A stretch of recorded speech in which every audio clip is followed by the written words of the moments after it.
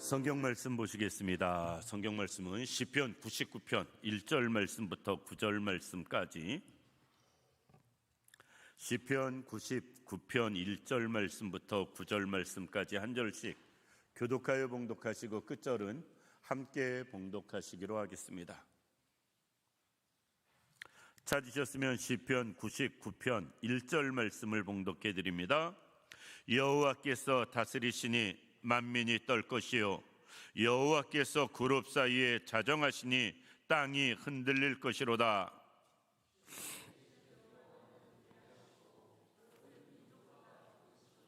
주의 크고 두려운 이름을 찬송할지니 그는 거룩하심이로다.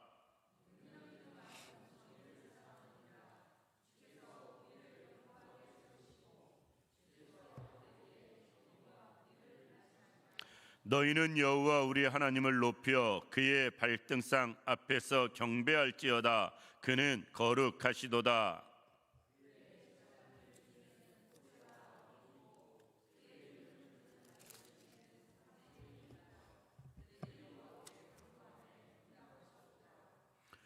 여호와께서 구름 기둥 가운데서 그들에게 말씀하시니 그들은 그가 그들에게 주신 증거와 율례를 지켰도다.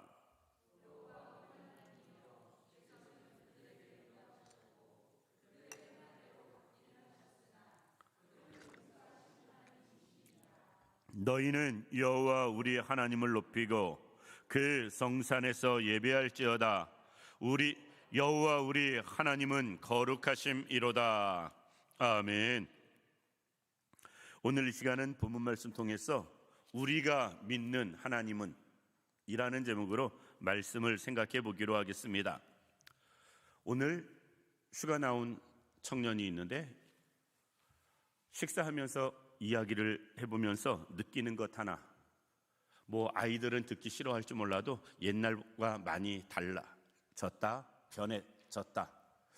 어른들이 말하는 표현 그대로 하면 요즘 군대가 군대냐라고 말할 만큼 바뀌고 변한 것을 대화 중에 알 수 있습니다.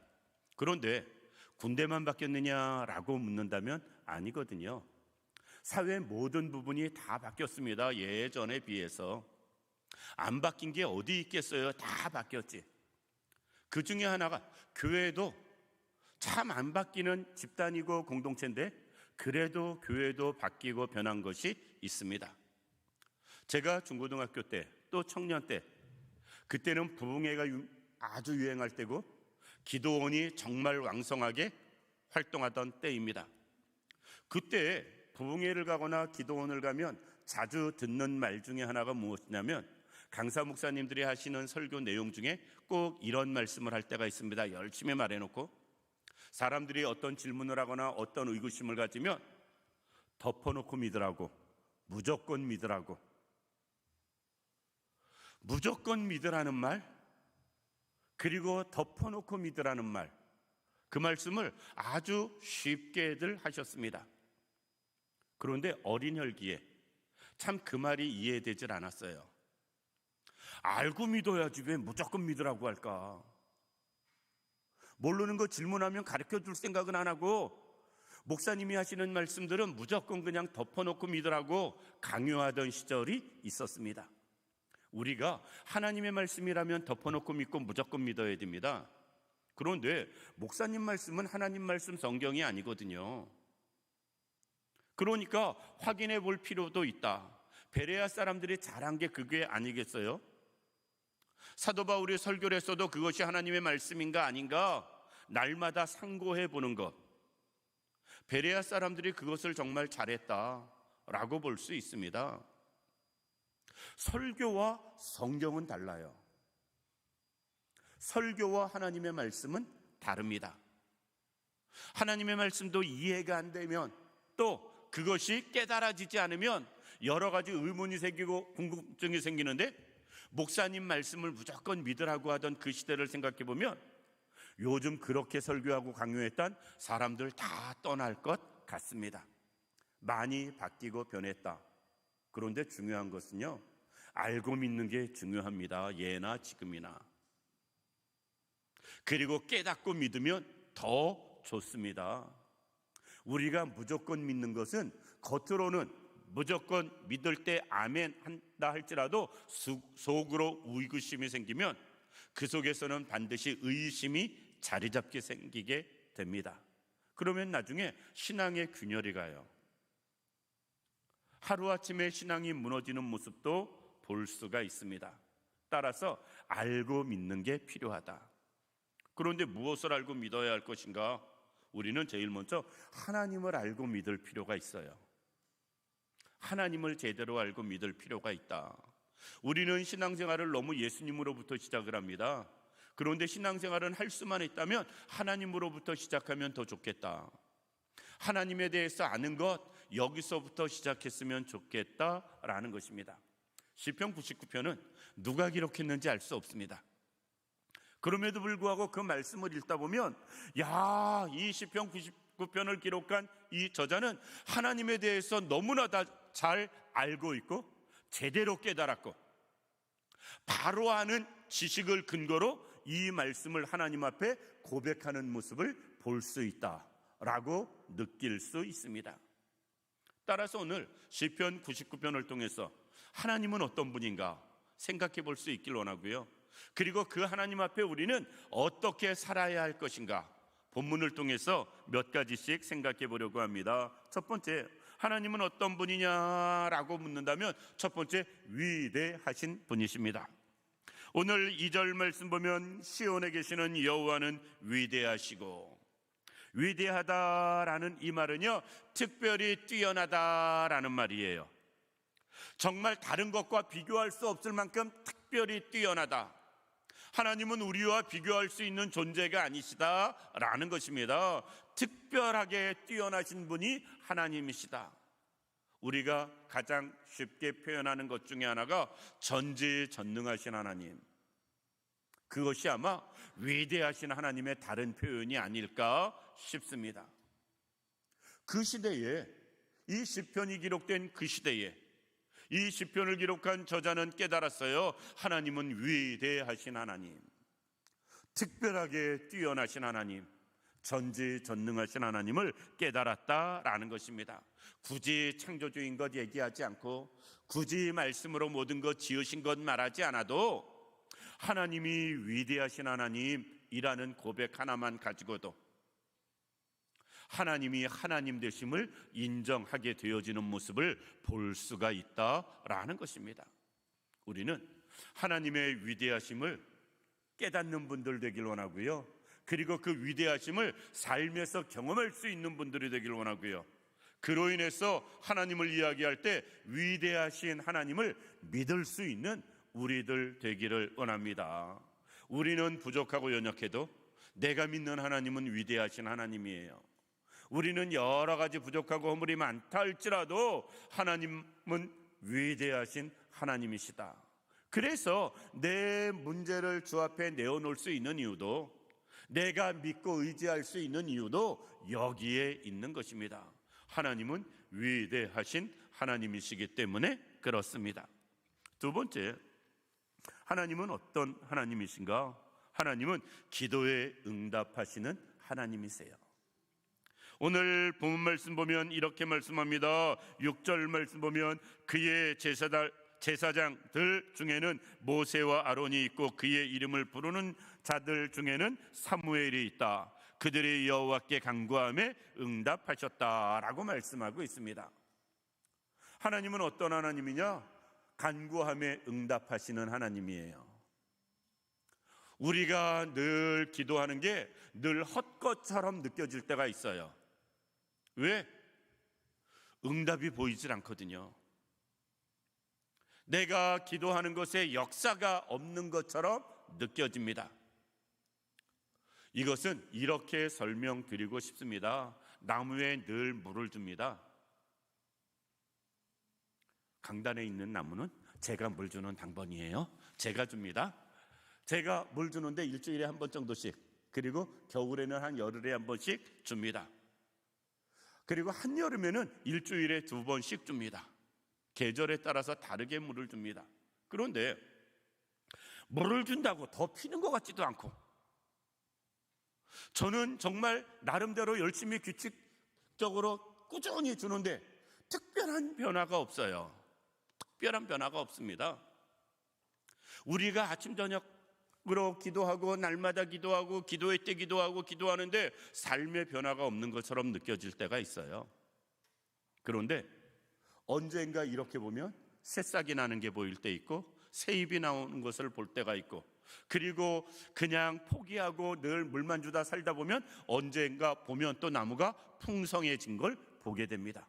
겨울에 굉장히 여러 가지 상황이 안 좋아졌었는데 또 다시 여러 가지 잎이 새로워지는 것처럼 우리의 기도가 그래요.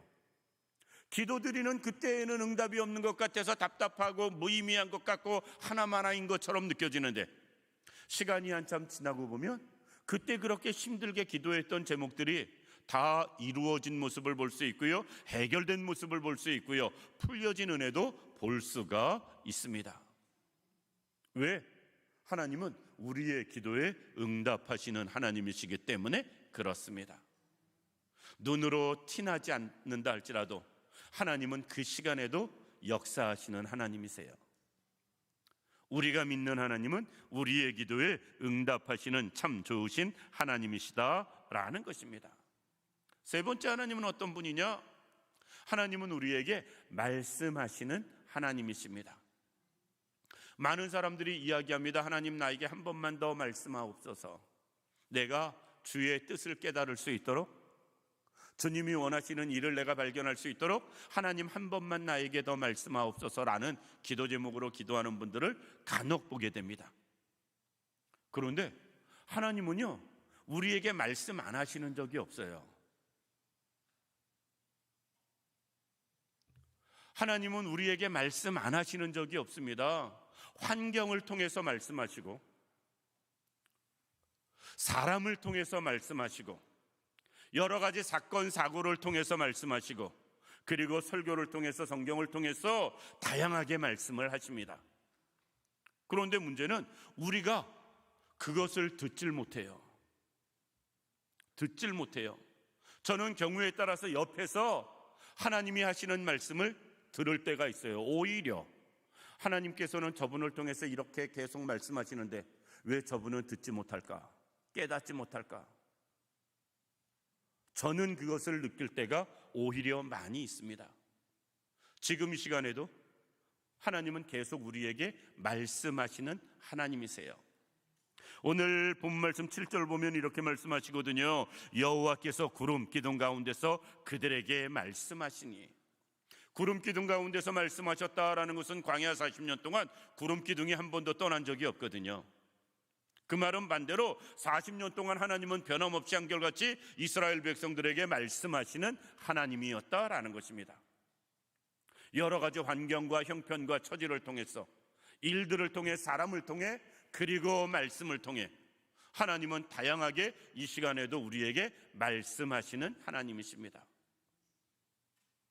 바라기는 하나님의 말씀을 들을 수 있는 분들이 되길 원합니다. 그 말씀을 들을 수 있는 분들이 되길 원합니다. 그 말씀이 그냥 우연히 되어진 말씀이 아니고요, 하나님이 나에게 꼭 집어 하시는 말씀인 것을 우리는 깨달을 수 있는 분들이 되기를 바랍니다. 여러 가지 일들을 통해서, 또 사람을 통해서, 상황을 통해서, 성경을 통해서, 설교를 통해서 하나님의 말씀을 듣지 못한다면 우리는 여러 가지 면에서 죄송하지만 심각해질 수밖에 없습니다. 말씀하시는데도 말씀을 듣지 못한다면 무슨 말을 더 하겠어요? 사울 왕이 가장 비극적인 인생이 되어진 것은 하나님이 말씀하셔도 그 말을 듣지 못한 거기에 원인이 있습니다. 하나님은 사무엘을 통해서 계속 말씀을 하세요. 그런데 사울 왕은 그것을 듣지 못하는 것뿐입니다. 깨닫지 못하는 거였어요. 그때 그의 인생이 비극적인 인생이 되어짐을 보게 됩니다. 우리는 말씀하시는 하나님을 경험할 수 있길 원합니다. 그리고 그 말씀을 듣고 깨닫고 그 말씀 따라 살아갈 수 있는 우리들 되기를 원합니다. 또 하나님은 어떤 하나님이신가? 하나님은 용서해 주시는 하나님이세요. 8절 말씀 맨 뒤에 보면 이렇게 이야기합니다. 여호와 우리 하나님이여, 주께서는 그들에게 응답하셨고 그들의 행한 대로 갚기는 하셨으나 그들을 용서하신 하나님이시니이다. 하나님은 우리를 용서해 주시는 하나님이십니다. 우리는 가끔 생각할 때가 있습니다. 그래도 시시비비 따질 건 따져야지, 사람과의 관계에서 하시는 이야기일 수 있습니다. 그런데 저도 스타일은 그렇습니다. 또 그러던 시절이 있었습니다. 그런데 언젠가부터 그런 말 안 합니다. 또 그 생각도 안 해요. 왜? 하나님이 나에게 그렇게 말씀하실까 봐. 하나님이 나에게 그렇게 말씀하실까 봐. 그래, 한번 따져보자.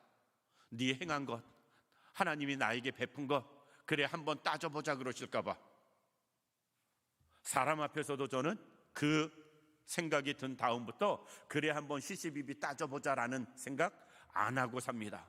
내가 그 사람한테 그 생각하는 순간 하나님이 나에게 그러실까 봐.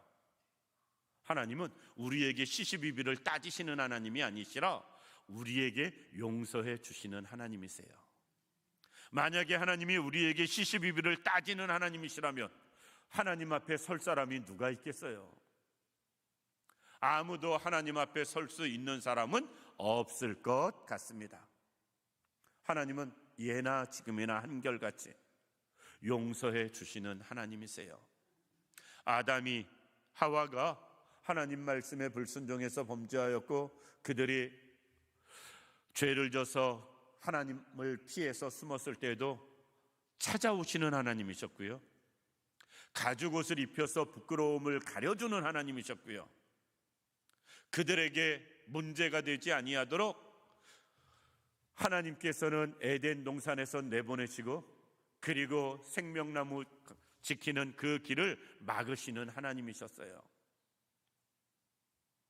최초의 범죄자 아담부터 하나님은 행한 대로 갚지 아니하시고 용서해 주시는 모습 볼 수 있다라는 것입니다. 우리는 더더욱 더 그렇습니다. 물론 성경에 기록된 것을 다라고 말할 수는 없지만 아담은 한 번만 불순종했죠. 우리는 얼마나 많이 불순종했어요. 그럼에도 불구하고 하나님은 용서해 주시는 하나님이십니다. 우리가 그 하나님을 온전히 믿을 수 있기를 원합니다.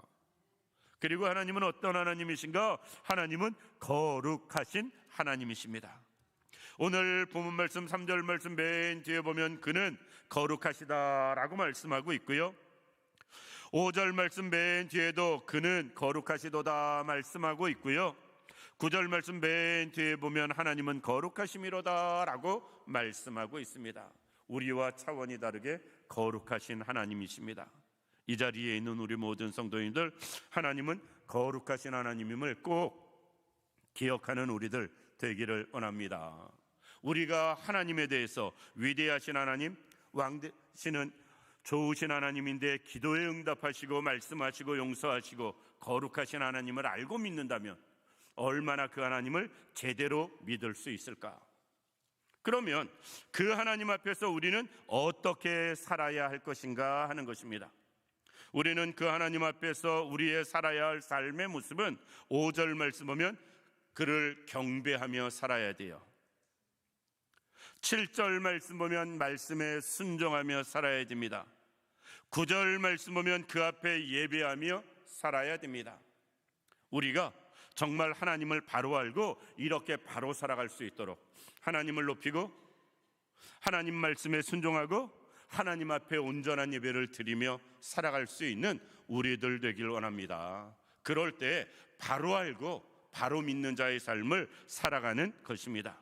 이 자리에 있는 우리 모두가 이 시간 하나님을 바로 알고요, 그 앞에서 바로 살아갈 수 있는 우리들 되어서 바로 섬기는 모든 분들 다 되기를 주님의 이름으로 축원합니다.